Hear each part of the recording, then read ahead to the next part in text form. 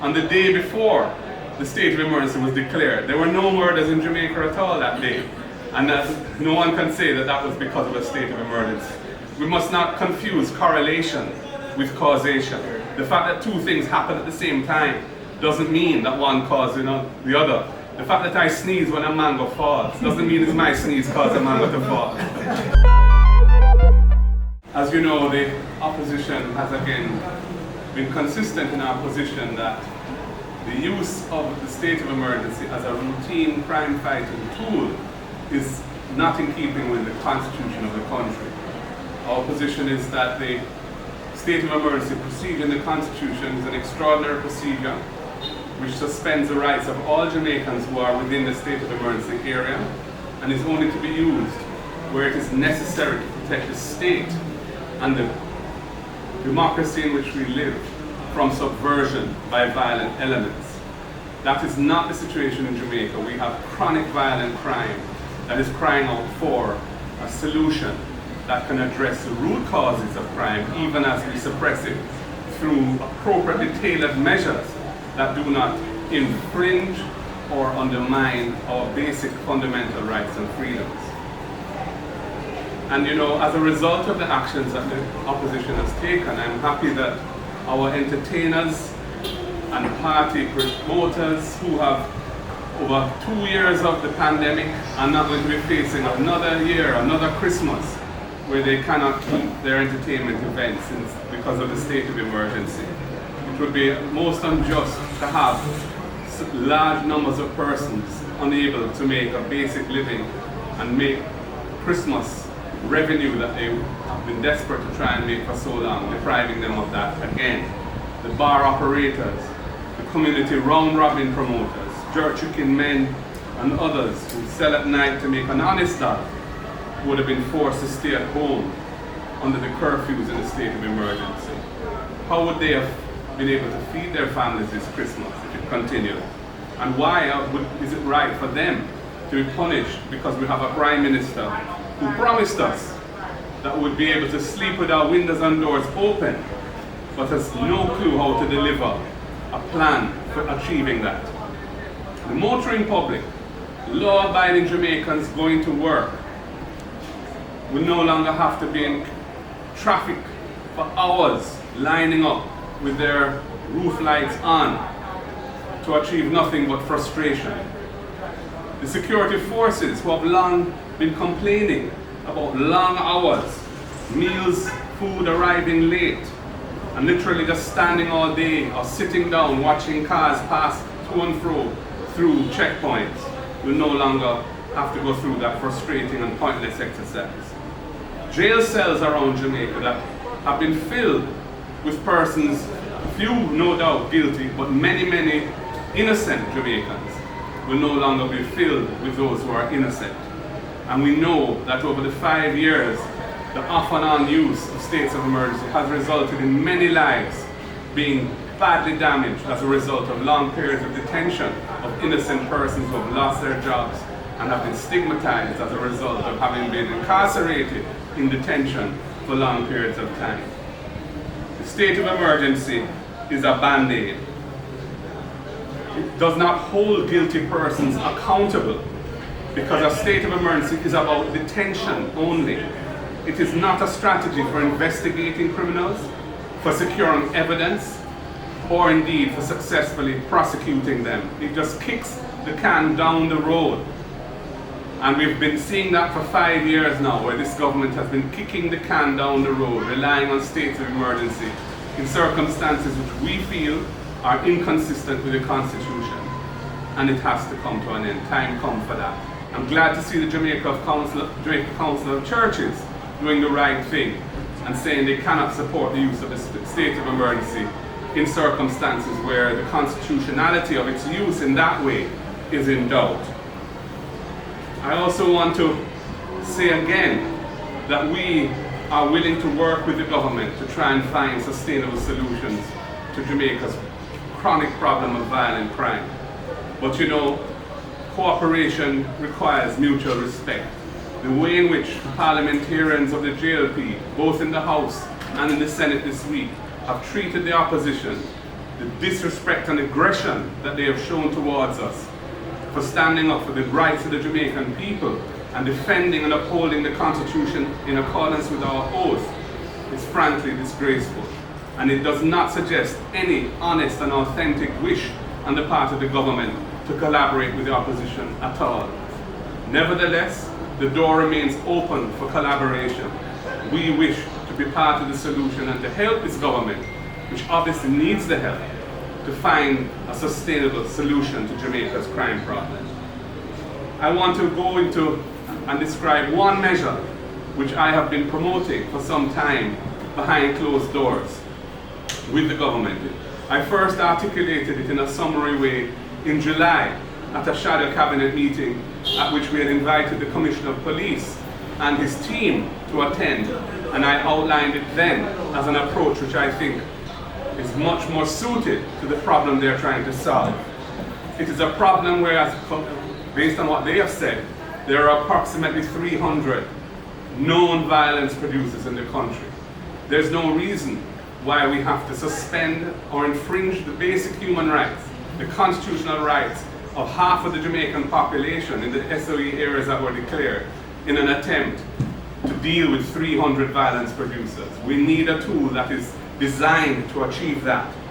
I am of the view that pre-charge detention is warranted in Jamaica's present context in relation to known violence producers who have been identified by credible intelligence as posing a realistic danger of inflicting serious violence against one or more individuals or the community.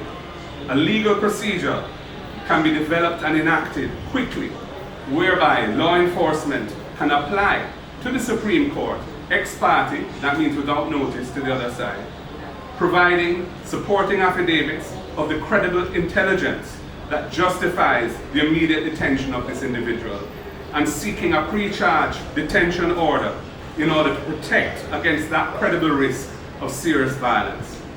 The ex parte order, once granted, would allow 7 days initial detention, along with further 14-day extensions, up to 42 days of extensions, 14 days at a time, subject at each interval, subject to law enforcement satisfying the court, again ex parte, that they are making progress towards building a case that can adequately support a criminal charge being laid against the detainee. The procedure, as I've said, would be limited in time, so that after 49 days from initial detention, the initial 7-day period, plus 42 days of extensions, 14 days at a time.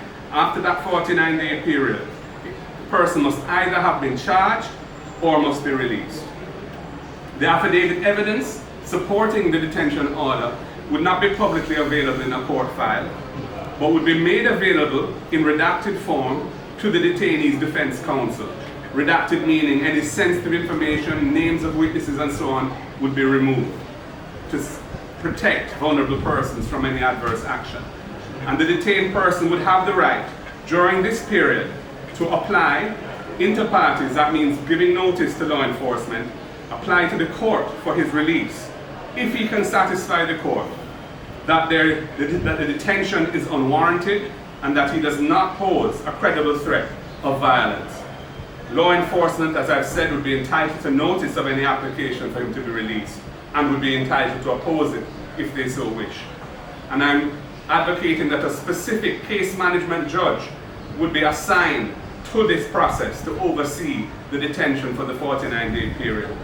In my view, this is a proportionate response to protect Jamaica's free and democratic society from a chronic and worsening problem of murders and other serious crimes, in which extreme violence, intimidation, and fear are making it near impossible to successfully prosecute these approximately 300 serious sociopathic violence producers who are inflicting mayhem on our society. The existing legal rules need some additional mechanisms in them to tackle this specific problem, and this is what I have proposed today. The mechanism recognizes the dire crime situation we are in and the need for extraordinary security measures within the Constitution. It provides a targeted approach thus avoiding the perception of a random scraping up of persons and infringing their rights. It is therefore both defensible and justifiable. Court intervention provides an objective assessment of the circumstances justifying the deprivation of liberty. It recognizes the need for balance between the personal rights of the individual and the public interest to meet the threshold requirement of the Constitution. To be effective, the process must meet the requirements of speed and have an element of surprise, which the pre-trial process, the pre-charge process of an ex parte application for a detention order achieves those things. The legislation should have a sunset clause in it, so that it ends after, say, 2 years, but can be extended if it is delivering the desired results for the Jamaican people. So we are putting this on the table. We would like to see this enacted in law in the Enhanced Security Measures Act or the standalone piece of legislation. We would like to see it brought by the government to Parliament before Christmas, so that the Jamaican people can enjoy Christmas knowing that there is at last something sensible, targeted, and coherent being done to protect them from the violence that we all have. We know that the guns are the weapon of choice. Your proposal does not speak to how we deal with the guns coming into the island. How would you address that particular situation?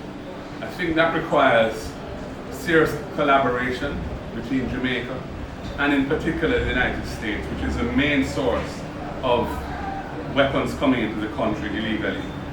I understand, for example, that there is an agreement that has been pending for years now to deal with ways in which there can be search of containers and other shipments coming in and collaboration between the US and Jamaica. And I know that the Americans have been frustrated and don't understand why this is not being pursued with greater alacrity by the Jamaican government. As far as I'm concerned, we need to deepen our collaboration. Our American friends understand the problems we're having, and I think they're willing to assist us, but we're the ones who are directly impacted by it, and we must push the agenda hard and ask them for the resources that we need to make our borders more safe, less porous when it comes to illegal weapons coming in. We have a new Firearms Act. It is a horrid piece of legislation. It's complex, it has some issues, as I pointed out in Parliament, as did others. Nevertheless, it does create some very serious penalties for persons who illegally import firearms. There were penalties before, these have been made more onerous. So there is a stick, so to speak, in the law, but we need now procedures of law enforcement and detection that are effective. And for that to happen, I think we need deeper collaboration with our partners, our security partners. The corporate Jamaica has came out and they have, branded around some stats as it relates to the reduction of murders in the areas where the SOEs have been established. And their chart clearly show a reduction in the murders since the SOE has been implemented in these areas. So against that background, they're calling on the opposition to support an extension against that background. You don't think it is fitting for the opposition to heed to that call from corporate Jamaica? Yeah, thank you for that question. They have been consistent, the PSOJ and other organizations that it is able to persuade one or another to adopt their position. They have been consistent that they support the use of states of emergency in a way that we feel is not consistent with the Constitution. We are here as the opposition to defend the rights of the Jamaican people, and we put that as our paramount concern in accordance with our constitutional oath. We believe that there are other ways that we can effectively protect people without violating their basic constitutional rights. I'm very disappointed in the stance that the PSOJ has consistently taken on this issue, because I think it's very important that the business community believe in upholding the rule of law, because ultimately it is there to protect every one of us, whether you be in a poor community or a top-and-aris business owner. But they have taken the position they have taken, and we respect that, but we don't agree with it. In terms of the statistical support for their position, as Comrade Senator Damon Crawford pointed out in the Senate debate, in each instance that there has been a World Cup, we have seen a smart decline in violent crime during the period of the World Cup. And this SOE has coincided with that. So we're not convinced that the fall in murders has anything to do with the state of emergency. It has been a national fall, even though the state of emergency is only in 3 western parishes, St. Catherine, Clarendon, and parts of the corporate area. But it's been a national fall during the World Cup in murders and other violent crimes. And in fact, on the day before the state of emergency was declared, there were no murders in Jamaica at all that day. And that no one can say that that was because of a state of emergency. We must not confuse correlation with causation. The fact that 2 things happen at the same time doesn't mean that one caused the other. The fact that I sneeze when a mango falls doesn't mean it's my sneeze caused a mango to fall. So what it means is that the gunmen are watching the World Cup. That's good. That's what's happening. Mr. Bowden, the Prime Minister mentioned on Friday that people of Jamaica should think thoroughly about the PNP because you did not back the state of emergency. What are your approaches saying on the ground? Well, first of all, I think the Jamaican people aren't fooled by that kind of trick, that kind of trickery that the Prime Minister is trying to roll over on us. This is not about achieving political advantage. And we recognize that the position we've taken is easily manipulated by the JLP in the way that they're trying to manipulate it. But we also recognize that the Jamaican people aren't stupid and know that we are standing up for their rights, the basic rights for which their ancestors shed blood, sweat and tears. And we will not relinquish on upholding those rights because that is what we are about as a party. We have said there are other ways of dealing with this matter of violent crime. There are other strategies that can be employed. The state of emergency is a short-term band-aid that is a distraction from dealing with the real issues that we need to tackle to solve this problem. For 5 years, we've had a government that has been failing in this area because they've been able to rely on the state of emergency to detain people at will. But none of those detentions have resulted in any serious prosecution because the detention of an individual has nothing to do with law enforcement. It has nothing to do with investigating the case, of getting evidence to support a prosecution, preparing the case for prosecution and seeing it through to a conviction. The state of emergency doesn't deal with any of those things. That's why it is not a crime plan. The JLP administration and persons in the PSOJ have been trying to suggest that the decline in murders for the last couple of weeks have been due entirely to the states of emergency. A year ago, when we had, same time, November 2021, states of emergency declared, murder went up by 37% in the first week and continued in the second week. None of them at that time said the murders have increased after the declaration of state of emergency, so states of emergency don't work. They never said that at that time. They still maintain, despite the fact that murders went up, that states of emergency work. But now, when it goes down, they're happily forgetting what happened last year, but using this particular time as a justification. They had states of emergency in 2018, 2019, 2020. Every one of those years, murder was significantly higher than any year between 2012 and 2015 when there was no state of emergency. Yet somehow they still continue this falsehood that states of emergency work. Even when you compare for any period, significant length of time, we have no statistical evidence on a national basis to say that.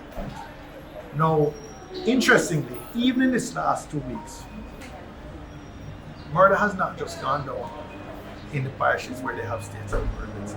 Murders have also gone down in parishes with no states of emergency, which suggests that whatever is causing the impact is national and not restricted to the areas where they're having states of emergency.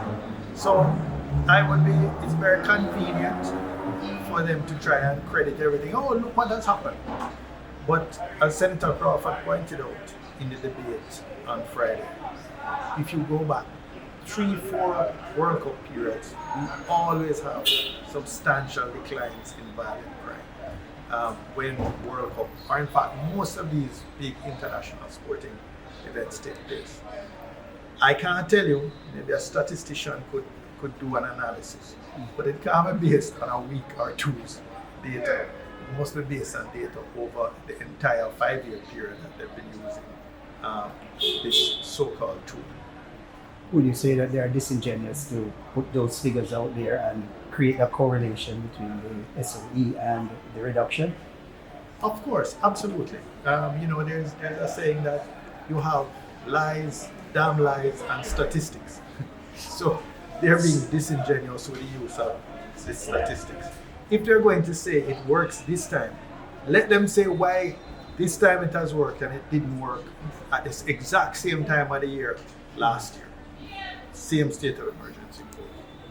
So that is a question you would ask the Prime Minister and the Minister of National Security. But they have no interest in truth.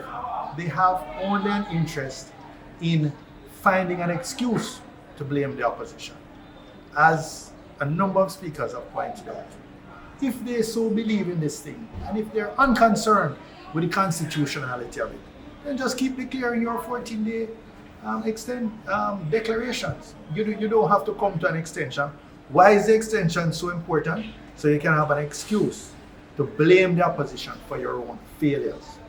No, we're not going to be complicit in giving Andrew Holness and Horace Chan an excuse for their failure to make the people of Jamaica safe and secure over the last 7 years that they've been in office, as they promised in the 2015-2016 campaign. I don't know if you're tour, where the SOE and the, because especially the recent one, they're basically, sometimes there's no sanitary convenience for the police officers. It's very frustrating. I've been through the areas in St. James, in Clarendon, and in the corporate area. And the truth of the matter is that the presence of the military and the police is fairly light. You only see them in fact, you see more barriers than you actually see personnel. Sometimes you see the barrier as if the barrier alone is the checkpoint. Because when you look around, you don't see. When I'm sitting in traffic for hours sometimes to try and get through on the checkpoints, and I reach a checkpoint, I pause, even though I don't want to hold up the frustrated motorists like myself. And I said, do you think this is achieving anything? And in every single case, whether police or military, they say, we know this is foolishness. Mm-hmm. We know this is foolishness, but look at what is on my shoulder. The bigger heads tell us to do it, and we just have to do it. And that is demotivating and demoralizing the police when they know that there are much more basic things they're doing without. They're doing the young police that came out of Twickenham Park a month or two ago. They're out there in some tough communities without bulletproof vests. There are many police, they were issued one uniform. There are many police who have to be using trust bus to turn themselves out in a professional manner. This is at a time when the Ministry of National Security has more money than ever before in history, but they are producing less with more. Never has any minister had as much resources as Horace Chan has had, and yet produced so little. A crime plan is a series of measures which tackle the short-term, medium-term, and long-term problems around crime. And that means a set of legal tools that are tailored to meet the needs of the particular situation in which we find ourselves. That is why when lotto scamming emerged as a phenomenon, within 6 months we had lotto scamming legislation in place to tackle lotto scamming under the PNP government. That's why when we needed to transition to more technology in the fight against crime, we developed the DNA Evidence Act and brought it to Parliament and passed it. So now we have a proper DNA evidence law. When gang conflict and the problem of gang-inspired violence became a phenomenon, we developed anti-gang legislation. We passed it into law because we understand the role of the law in meeting the needs of fighting crime, and we're able to do that. What I propose here is to tackle the issue of violence producers. by a legal procedure that takes into account their capacity to intimidate and kill witnesses if they are forewarned of the action that is being taken against them, and that can take them off the street for a reasonable period of time in a court supervised process, so that cases can be built and they can be charged and held to account. So that is why it's part of the crime plan. The longer term measures very much focus on crime prevention, around how do we get our youth redirected away from crime. What are the reasons why so many of our young Jamaicans end up being criminalized? It's to do with family life, values and attitudes, weaknesses in the education system, early childhood development and primary schools underperforming. That's where we need to invest resources. Give the youths a chance. The next PNP government will do that.